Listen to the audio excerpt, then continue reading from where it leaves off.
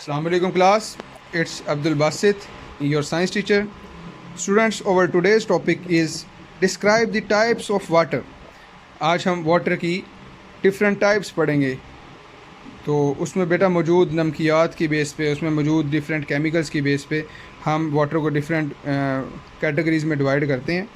तो आज हम पढ़ते हैं वो कैटेगरीज़ कौन कौन सी हैं। सबसे पहले अगर soft and hard water. Soft और हार्ड वाटर अब ये क्या होते हैं? Some soluble compounds present in water and make it hard. वो कहते हैं जब हमारे पास वाटर मौजूद होता है उसमें कुछ कंपाउंड्स मौजूद होते हैं तो वो उसमें मिक्सअप हो जाते हैं जिसकी वजह से वो हार्ड हो जाता है। The water which give good lather with soap, वो वाला पानी जो कि साबुन के साथ अच्छी जाग बनाए। गुड लेदर मतलब अच्छी जाग बनाए, उसको सॉफ्ट वाटर बोलते हैं। ऑन दी अदर हैंड, ये बेटा लैंड नहीं है, ये हैंड है। On the other hand the water which does not give good lather with soap, वो वाटर जो कि अच्छी लेदर ना दे, अच्छी जाग ना बनाए पानी के साथ, उसको हार्ड वाटर बोलते हैं। There are two types of hard water. Hard water की बेटा टू टाइप्स हैं। सबसे पहले आ गया temporary hard water. Temporary hard water से मुराद water which contain bicarbonate of calcium and magnesium, वो वाला वाटर, वो वाला पानी जो कि बाइकार्बोनेट्स पे मुश्तमिल हो। किस किस के? कैल्शियम के और मैग्नीशियम के। कैल्शियम और मैग्नीशियम के बाइकार्बोनेट पे जो पानी मुश्तमिल होगा उसको हम टेम्परेरी हार्ड वाटर कहेंगे। लेकिन परमानेंट हार्ड वाटर कौन सा है? Water which contain chloride and sulphate of calcium and magnesium, उसमें हमें क्लोराइड और सल्फेट मिलेगा कैल्शियम और मैग्नीशियम का, इसको परमानेंट हार्ड वाटर कहते हैं। तो बेटा डिफरेंस क्या हुआ? उसमें कैल्शियम और मैग्नीशियम के बाइकार्बोनेट्स मौजूद होंगे, वो टेम्परेरी हार्ड वाटर, और इसमें कैल्शियम और मैग्नीशियम के क्लोराइड और सल्फेट मौजूद होंगे, इसमें हम इसको परमानेंट हार्ड वाटर बोलेंगे। तो हाउ साउंड ट्रैवल ये हमने बेटा पहले कर चुके हैं ये वाला हम। तो इसके बाद हम नेक्स्ट क्वेश्चन पे आते हैं। Explain digestion. डाइजेशन को एक्सप्लेन करना है। The process of changing food into simpler form is called digestion. वो प्रोसेस जिसमें हम फूड को सिंपलर फॉर्म में चेंज कर देते हैं, इसको डाइजेशन बोलते हैं। Nutrients are useful part that help in digestion.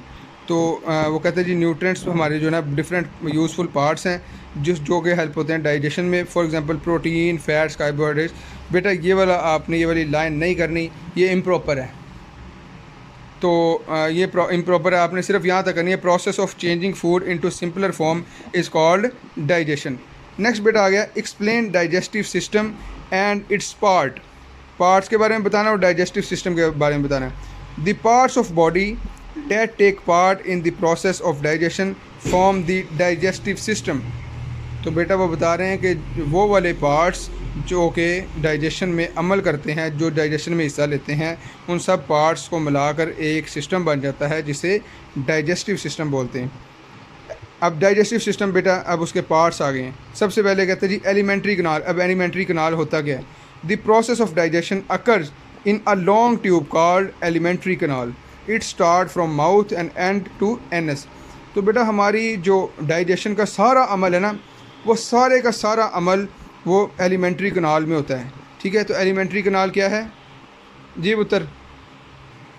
अब ये एलिमेंट्री कनाल बेटा ये हमारे माउथ से शुरू होती है और हमारे एनस तक जाती है, यानी कि हमारे माउथ से लेके हमारे लास्ट पार्ट तक, जहाँ से हमारी जो है अनडाइजेस्टेड फूड, जो वेस्ट मटेरियल जहाँ से हम निकालते हैं, वो वहाँ तक बेटा हमारी पूरी की पूरी ये एलिमेंट्री कैनाल कहलाती है। तो सबसे पहला पार्ट बेटा आ गया डाइजेस्टिव सिस्टम का माउथ। माउथ से स्टार्ट होता है और एनस पे ख़त्म होता है। सबसे पहले बेटा माउथ आ गया। माउथ क्या है जी? The process of digestion begins from mouth. जो डाइजेशन का प्रोसेस है वो माउथ से शुरू होता है। And in the mouth over teeth break down food into small pieces by cutting and grinding. तो हमारे माउथ में जो हम फूड लेके जाते हैं उसको हमारे जो टीथ हैं, हमारे दांत हैं, उसको कट करते हैं, उसको ग्राइंड करते हैं, उसे स्मॉल पीसीज में क्या कर देते हैं? चेंज कर देते हैं। पता है ना, हम जब भी कोई नवाला मुंह में डालते हैं उसे हम कट करते हैं, ग्राइंड करते हैं अपने दांतों के साथ। उसके बाद क्या है? The tongue mixes the food with saliva. जो हमारी ज़ुबान है वो उसके साथ सलाइवा के साथ मिक्स होती है, और जो टंग है वो फूड को सलाइवा के साथ मिक्स करती है। Which is secreted bye salivary gland. तो हमारे मुंह में सलाइवरी ग्लैंड्स बेटा मौजूद है जहाँ से हमारा सलाइवा निकलता है। सलाइवा थूक को बोलते हैं बेटा।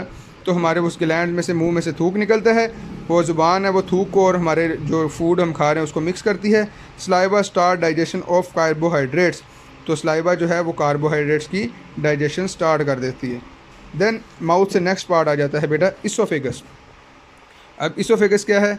Oesophagus is a long tube that carry food from mouth to stomach.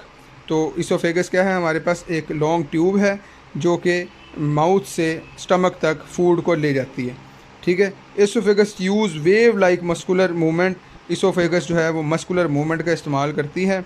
Wave like वो मस्कुलर मूवमेंट होती है जो कि यानी कि हमारी जो खुराक होती है उसे हमारे माउथ से स्टमक में ले जाती है। These movements are called peristaltic movement, इनको हम पेरिस्टाल्टिक मूवमेंट कहते हैं। And this process is called peristalsis, और इस प्रोसेस को पेरिस्टालसिस बोलते हैं। नेक्स्ट बेटा आ गया stomach. Over stomach is a large J shaped organ, ये हमारा जे शेप्ड ऑर्गन है। हमारा जो स्टमक है काफ़ी बड़ा होता है। It mixes food with digestive juice, यहाँ से बेटा इसकी जो वॉल्स होती हैं ना, जो इसकी दीवारें होती हैं स्टमक की, उसमें से स्पेशल किस्म का एक जूस निकल रहा होता है जिसको डाइजेस्टिव जूस बोलते हैं।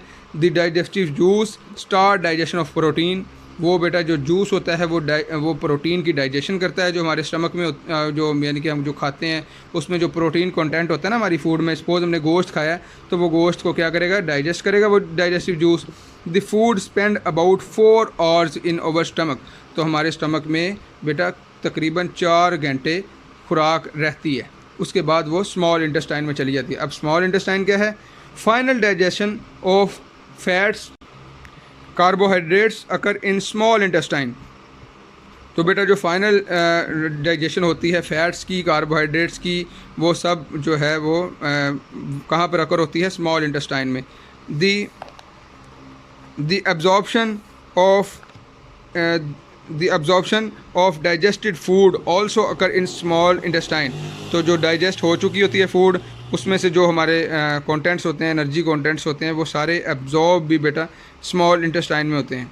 The inner surface of small intestine has finger like structure called villi, तो जो इनर सरफेस होती है वो जो स्मॉल इंटेस्टाइन की, उसके ऊपर बेटा फिंगर लाइक प्रोजेक्शंस ही होती हैं, फिंगर लाइक उसमें स्ट्रक्चर बने होते हैं उभरे हुए, उन्हें विलाई बोलते हैं। The food passes into blood bye walls of villi, तो वहाँ से विलाई के आगे कैपिलरीज होती हैं और वो जो है फूड के जो हमारे कंटेंट्स होते हैं वो विलाई से होते हुए कैपिलरीज में जाते हैं, कैपिलरी से फिर हमारी आर्टरीज में आ जाती है, तो मतलब वो हमारे यानी कि विलाई से ब्लड स्ट्रीम में हमारी फूड पास आउट हो जाती है।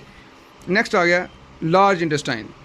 The undigested part of food passes into large intestine, इसके बाद बेटा जो अनडाइजेस्टेड पार्ट रह जाता है हमारी खुराक का सारा कुछ स्टमक में हो गया, कुछ इंटेस्टाइन में हो गया, तो जब जो बाकी बच गया अनडाइजेस्टेड पार्ट वो उसको हम लार्ज इंटेस्टाइन के हवाले कर देते हैं। और लार्ज इंटेस्टाइन के बाद the main job of large intestine is to absorb extra water, तो ये एक्स्ट्रा वाटर को एब्जॉर्ब करती है large intestine. Then the undigested food become solid, और वो अनडाइजेस्टेड फूड सॉलिड बन जाती है। इट इज़ कॉल्ड फीसिस, जिसे हम फीसिस बोलते हैं। फीसिस बेटा पखाने को बोलते हैं, तो उसे हम पखाना बोलते हैं। It is stored in rectum, फिर उसे रेक्टम में स्टोर कर लिया जाता है और उसके बाद बॉडी से बाहर निकाल दिया जाता है। तो बेटा that was all about this topic, so prepare thoroughly. अल्लाह हाफिज़।